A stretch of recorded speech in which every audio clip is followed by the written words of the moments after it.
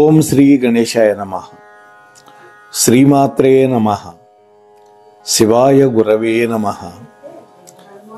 శ్రీకృష్ణ పరబ్రహ్మణే నమః.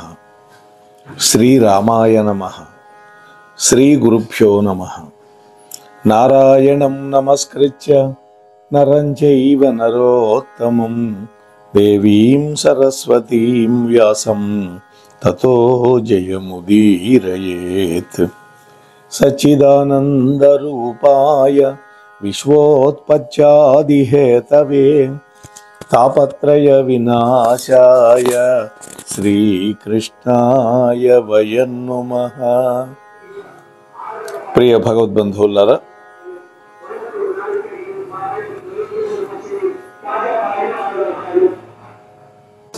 మోహనవాణి ఛానల్ ద్వారా ఈ వీడియోని వీక్షిస్తూ ఉన్నటువంటి భక్తామ తల్లులకు తండ్రులకు ముందుగా నా యొక్క నమస్సుమాంజలి. పరమ పవిత్రమైనటువంటి కార్తీక మాసంలో మనం ఉన్నాం. సుమారుగా ఇప్పటికీ 13-14 రోజులు పూర్తయిపోయింది. రేపు 5వ తేదీ మనకు పౌర్ణం కూడా రాబోతోంది. అలాగే ముఖ్యంగా ఈ కార్తీక మాసంలో దీపారాధన, స్నానం, వీటితో పాటు వనభోజనాలకు కూడా ఎక్కువ ప్రాముఖ్యత ఉన్నది. నిన్నే మా జాండ్రపేట బ్రాహ్మణ సమాఖ్య ఆధ్వర్యంలో చక్కగా వనభోజనాలు పూర్తి చేసుకున్నాం. అయితే కార్తీక మాసంలో ఉసిరికి చెట్టు కింద భోజనం అనేది శాస్త్రం చెప్పిన మాట, లేకపోతే సైన్సా, లేకపోతే పురాణాలు చెప్పాయా, ఇందులో ఉండేటటువంటి రహస్యం ఏంటి అని మనం ఆలోచిస్తే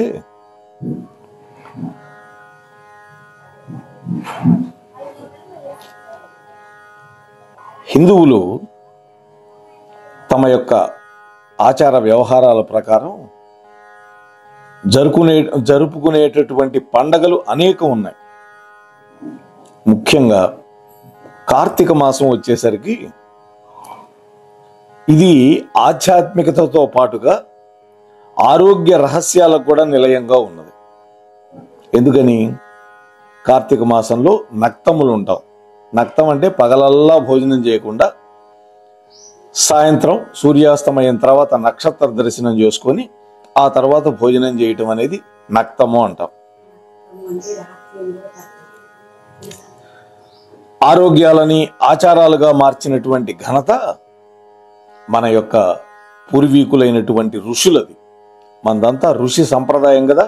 ఋషుల యొక్క రుణం కూడా తీర్చుకోవాలంటే ఋషులు చెప్పినటువంటి విషయాలను మనం ఆచరించాలి. అయితే చిక్కు ఎక్కడొచ్చిందంటే, సైన్సుని నమ్మినట్లుగా చాలామంది ఈ పురాణాలని, శాస్త్రాలని నమ్మరు. అదేదో ఒక మూఢనమ్మకం అని కొట్టిపారేస్తూ ఉంటారు.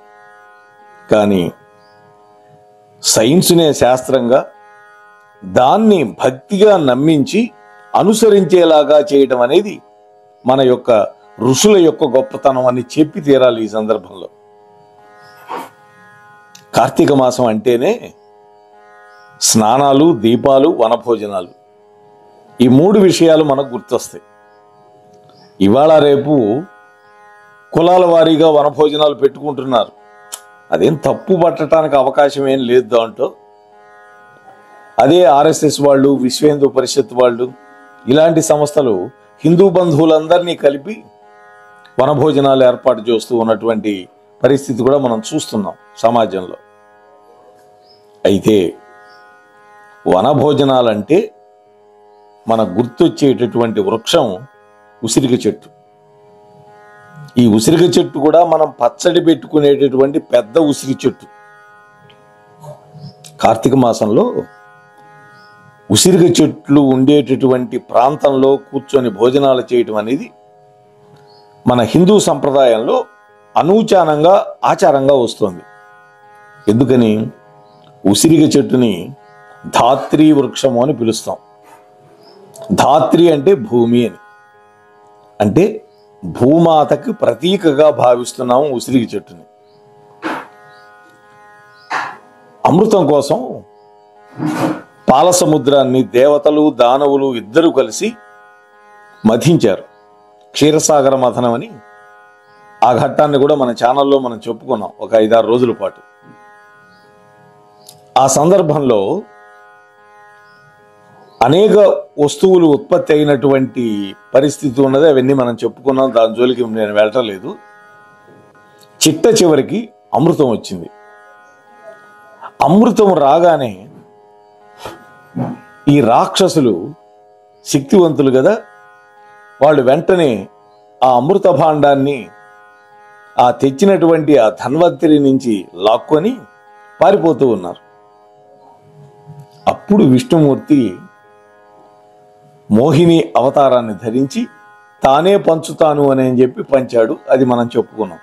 అయితే ఆ సందర్భంలో ఏమైందంటే దేవతలకి రాక్షసులకి మధ్య ఒక సంఘర్షణ జరిగింది అమృత భాండం గురించి.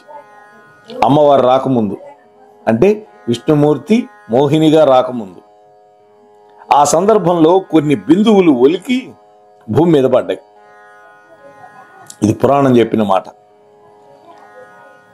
అప్పుడు భూమి మీద ఒక చెట్టు మొలిచింది. ఆ చెట్టే ఉసిరికి చెట్టు. అందుకే ఉసిరికి చెట్టులో ఉండేటటువంటి అద్భుతమైనటువంటి ఔషధ గుణాలు వృద్ధాప్యాన్ని కూడా దరిచేరనివ్వని ఆయుర్వేద నిపుణులు కూడా చెబుతున్నారు. ఇవాళ రేపు ఉసిరికాయలు అన్ని సీజన్లో దొరుకుతున్నాయి. మాకు బెంగళూరులో దొరుకుతూనే ఉంటాయి, మేము తెచ్చుకుంటూ ఉంటాం. అయితే ఉసిరికాయలు ఎక్కువగా లభించినప్పుడు వాటిల్లో విత్తనాలు తీసి ముక్కలు తిరిగి ఎండబెట్టి ఉరుగులు తయారు చేస్తారు. అవి ఉసిరి పప్పు అంటారు. అక్కడ అమ్ముతారు. ఉసిరి పప్పు తెచ్చుకొని అవి, అలాగే దాల్చిన చెక్క, ధనియాలు ఇవన్నీ వేసి ఉదయాన్నే బాగా మరక్కాచి కొంచెం గోరువెచ్చగా ఉన్నప్పుడు కనుక పొద్దున్నే పుచ్చుకుంటే మంచి బలము, అరుగుదల, అలాగే గ్యాస్ ట్రబుల్ ఇటువంటివన్నీ పోతాయి. షుగర్ కూడా తగ్గుతుంది. అంతేకాదు ఈ ఉసిరికి చెట్టు నుంచి వచ్చే గాలి కూడా ఆరోగ్యానికి చాలా మంచిది అని డాక్టర్లు చెబుతున్నారు పరిశోధనలు చేసి. ఉసిరి ఆరోగ్యానికి సంజీవని లాంటిదని చెప్పుకోవచ్చు. సంజీవని అంటే ఏంటి? మానవుడికి జవసత్వాలు ఇచ్చేటటువంటి, జీవాన్ని పోసేటటువంటి శక్తి కలిగింది సంజీవని వృక్షం, ఔషధం అది. ఈ ఉసిరిక చెట్టు శ్రీమన్నారాయణ మూర్తితో సంబంధం ఉంది. ఆయనకి ఎంతో ఇష్టమని. ఎందుకని? వరాహావతారంలో భూమిని తన కోర మీద పైకెత్తాడు స్వామి కదా. భూమాత అంటే ఇష్టం కాబట్టి, భూమాతకి ప్రతినిధిగా వచ్చిన వృక్షం కాబట్టి, సాక్షాత్తు భూమాత యొక్క పుత్రిక అయినటువంటి సీతాదేవిని రామావతారంలో ఆయన భార్యగా స్వీకరించాడు కాబట్టి విష్ణుమూర్తికి కూడా ఎంతో ఇష్టమైనటువంటి వృక్షం ఇది. కార్తీక మాసంలో ఉసిరిని చెట్టును పూజించాలి. ఆ చెట్టు యొక్క నీడలో భోజనాలు కనుక చేస్తే అశ్వమేధ యజ్ఞం చేసినటువంటి ఫలితం దక్కుతుందని స్కాంద పురాణం చెబుతోంది. అశ్వమేధ యాగం అంటే కలియుగంలో లేనటువంటి యాగం. అది కేవలం ద్వాపరం వరకు మాత్రమే ఉంది అశ్వమేధ యాగం. అలాగే ఈ ఉసిరిక చెట్టు కింద భోజనాలు చేసే ముందు ఉసిరిక చెట్టు యొక్క మొదట్లో విష్ణుమూర్తి యొక్క పటాన్ని ఉంచి ఉసిరి ఆకులతో పూజించాలి స్వామిని అష్టోత్తర శతనామంతో. అలాగే ఆ ఉసిరి చెట్టుకి 8 దిక్కుల్లో తూర్పు, పడమర, దక్షిణం, ఉత్తరంతో పాటుగా 4 మూలలు, ఈశాన్యము, ఆగ్నేయము, నైరుతి, వాయువ్యం, ఈ 4 మూలలు మొత్తం 8 దిక్కుల్లో మట్టి ప్రమిదలు ఒకదానిలో ఒకటి పెట్టి దాంట్లో ఆవు నెయ్యి వేసి అందులో ఒత్తులు వేసి వెలిగించాలి. చెట్టు దగ్గర దీపాలు పెట్టమన్నాం కానీ చెట్టు మొదట్లో పెట్టకూడదు. కనీసం 1 అడుగు, అడుగున్నర దూరంలో మొదలకి పెట్టాలి. అప్పుడు ఆ చెట్టుకు ఎటువంటి హాని జరగకుండా ఉంటుంది. ఈ విషయాన్ని మర్చిపోకూడదు మనం. ఆ తర్వాత దీపాలు వెలిగించిన తర్వాత ఆ ధాత్రి వృక్షం చుట్టూత 8 ప్రదక్షిణలు చేసిన తర్వాత ఆ వృక్షపు యొక్క ఛాయలో భోజనాలు చేయాలి. అంతేకాదు బ్రహ్మ విష్ణు మహేశ్వరి యొక్క రూపాలు ఉసిరి చెట్టులో ఉంటాయి అని కూడా పురాణం చెబుతోంది. అంటే ఉసిరికి చెట్టు యొక్క మూలం వేళ్లల్లో విష్ణుమూర్తి ఉంటాడు, కాండంలో శంకరుడు ఉంటాడు, ఆ కాండానికి పై భాగంలో బ్రహ్మదేవుడు ఉంటాడు. అంతేకాదు ఉసిరి యొక్క కొమ్మల్లో రెమ్మల్లో సూర్యుడు ఉంటాడు, చిన్న చిన్న కొమ్మల్లో సకల దేవతలు కొలువై ఉంటారని పురాణం చెబుతుంది. అందుకని కార్తీక మాసంలో ఉసిరికాయ మీద కొద్దిగా రంధ్రం చేసి అందులో ఆవు నెయ్యి వేసి ఒత్తులు వేసి దీపం వెలిగించడం అనేది అత్యంత శుభకరమైనటువంటిదిగా భావిస్తారు మన యొక్క హిందువులందరూ కూడా. ఈ దీపం కార్తీక దామోదరుడు అంటే సాక్షాత్తు శ్రీ మహావిష్ణువుకి అత్యంత ప్రీతిపాత్రమైనది. ఉసిరి చెట్టు గనక ఏ ఇంట్లో ఉంటుందో ఆ ఇంట్లో వాస్తు దోషాలు కూడా తొలగిపోతాయి, వాటితో పాటు దుష్ట శక్తులు కూడా ఇంట్లోకి ప్రవేశించకుండా ఉంటాయి. అంటే నెగటివ్ ఎనర్జీ అని ఒకటి ఉంటుంది, ఆ నెగటివ్ ఎనర్జీ బయటకు వెళ్ళిపోతుంది, పాజిటివ్ ఎనర్జీ వస్తుంది. అంతేకాదు కొంతమంది బాగుపడుతూ ఉంటే కొంతమంది చూసి ఓర్చుకోలేరు, దాన్ని నరదృష్టి అంటారు, నరదిష్టి. ఆ నరదిష్టి కూడా ఉసిరికి చెట్టు ఉన్నటువంటి ఇంటికి తగలదని మన వాళ్ళు చెప్తూ ఉన్నారు వాస్తు పండితులు. అయితే సైన్స్కి ఉసిరికి చెట్టుకి ఉన్న సంబంధం ఇప్పుడు అర్థమైంది అనుకుంటాను మీకు. ఇంకా ఏమిటి అంటే మనకి షడ్రుచులు అని ఉన్నాయి, 6 రుచులు. ఈ 6 రుచుల్లో ఉప్పు అనే రుచి తప్ప మిగిలిన 5 రుచులు కూడా ఈ ఉసిరికి చెట్టులో ఉన్నాయి, ఉసిరికాయల్లో. అంతేకాదు ఉసిరికాయల్లో వైటమిన్ సి అత్యధికంగా ఉంటుంది. ఉసిరి జీర్ణశక్తిని పెంచుతుంది, శరీరపు ఉష్ణోగ్రతని క్రమబద్ధీకరిస్తుంది. అందుకనే కార్తీక మాసంలో ఒక ఆదివారం తప్ప మిగిలినటువంటి అన్ని రోజుల్లో మొదటి ముద్దలో అంత ఉసిరికాయ పచ్చడి, అది కూడా ముడి పచ్చడిని కాస్త మిరపకాయలు అది వేయించి మెంతులు ఇటువంటివన్నీ వేసి బాగా చక్కగా తయారు చేసుకొని ఆ పచ్చడి మొదటి ముద్దలో కలుపుకొని తినాలని మా ఇంట్లో ఆ పని జరుగుతోంది.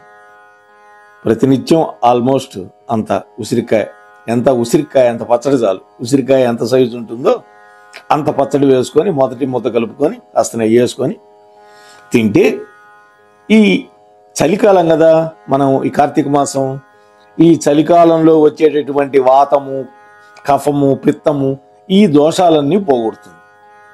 ఔషధ గుణాలు ఉన్నాయి కాబట్టి దాంట్లో ఉసిరికాయల్ని సంవత్సరం అంతా కూడా రోజుకి ఒక్క కాయలో ఉన్న 2 ముక్కలు తింటే కూడా వ్యాధులు ఏవి రావని డాక్టర్లు కూడా చెబుతున్నారు. మరి ఇన్ని విశిష్టతలు కలిగింది కాబట్టి ఉసిరి చెట్టుకి ఇంతటి ఘనత దక్కింది, మనం కూడా గౌరవించుకుంటున్నాం. ముచ్చటగా కార్తీక మాసంలో ఉసిరి చెట్లు ఉండేటటువంటి ప్రాంతంలోనే భోజనాలు చేస్తున్నాం. అథవా మనం ఇవాళ కళ్యాణ మండపాలు ఇటువంటి చోట్ల భోజనాలు పెట్టుకుంటున్నాం. ఎందుకని? ఈ వర్షాలు ఇవన్నీ వస్తే అంతరాయాలు ఏర్పడతాయని. అందువల్ల ఉసిరి కొమ్మనైనా సరే తెచ్చి పెట్టుకొని ఒక కుండీలో చక్కగా ఈ వనభోజన కార్యక్రమంలో ఆ కార్తీక దామోదరుణ్ణి అర్చించుకొని, అలాగే ఈశ్వరుడికి అభిషేకాలు చేసుకొని, యథాశక్తిగా సత్యనారాయణ స్వామి వ్రతం కూడా పనిలో పని చేసుకొని మనం తరించాలి. ఈ విషయాలన్నీ కూడా నిన్న మా యొక్క జాండ్రపేట బ్రాహ్మణ సమాఖ్య ఆధ్వర్యంలో జరిగినటువంటి వనభోజనాల్లో ఇవన్నీ చేశాం. పరమేశ్వరుడి యొక్క అనుగ్రహంతో సత్యనారాయణ స్వామి వ్రతం నేనే నిర్వహించాను. చక్కగా 3 దంపతులు కూర్చొని చేసుకున్నారు. అలాగే ఈశ్వరుడికి మహాన్యాసపూర్వకంగా రుద్రాభిషేకం కూడా మరొక వైపు నిర్వహణ జరిగింది. అలాగే అక్కడ రామాలయం కాబట్టి రామచంద్రమూర్తికి, చౌడేశ్వరమ్మ అమ్మవారు ఉన్నది కాబట్టి అమ్మవారికి చక్కగా అర్చనలు చేసి నివేదనలన్నీ కూడా సమర్పించి దాదాపు ఒక 150 మంది భోజనాలు చేయటం జరిగింది. మీరు కూడా యథాశక్తి ఈ కార్తీక మాసంలో తప్పకుండా ఒక్క చోటైనా సరే వనభోజనాలకి హాజరై చక్కటి పుణ్యాన్ని సముపార్జించాలి, ఆరోగ్యాన్ని సముపార్జించాలి, అలాగే ఉసిరికాయ పచ్చడి చక్కగా తినాలి అని మీతో మనవి చేసుకుంటూ ముగిస్తున్నాను. ఇంకా ఎవరైనా ఈ ఛానల్కి సబ్స్క్రైబ్ చేయకపోతే వెంటనే చేయండి. మీతో పాటు మరికొంతమంది చేత సబ్స్క్రైబ్ చేయించి మీకు ఈ అంశం నచ్చితే లైక్ ఇచ్చి కామెంట్ కూడా పెట్టండి. దీనివల్ల ఛానల్ నిర్వాహకులకు ఎక్కువ ప్రయోజనం కలుగుతుంది అని మీతో వినమ్రపూర్వకంగా మనవి చేసుకుంటూ ముగిస్తున్నాను. స్వస్తి సర్వేషాం. మోహనవాణి తెలుగు పోడ్కాస్ట్ వింటున్న శ్రోతలందరికీ హృదయపూర్వక ధన్యవాదాలు. వినండి, వినిపించండి, వింటూనే ఉండండి. మోహనవాణి తెలుగు పోడ్కాస్ట్ మీరు వింటున్నారు. మోహనవాణి. మన మోహనవాణి కార్యక్రమాలు మీకు నచ్చినట్లయితే వెంటనే ఒక లైక్ చేయండి, అలాగే కామెంట్ చేయండి, ఎక్కువ మందికి షేర్ చేయండి. సబ్స్క్రైబ్ చేసుకోకపోతే వెంటనే మన ఛానల్కి ఇప్పుడే సబ్స్క్రైబ్ చేసుకోండి. ధన్యవాదాలు.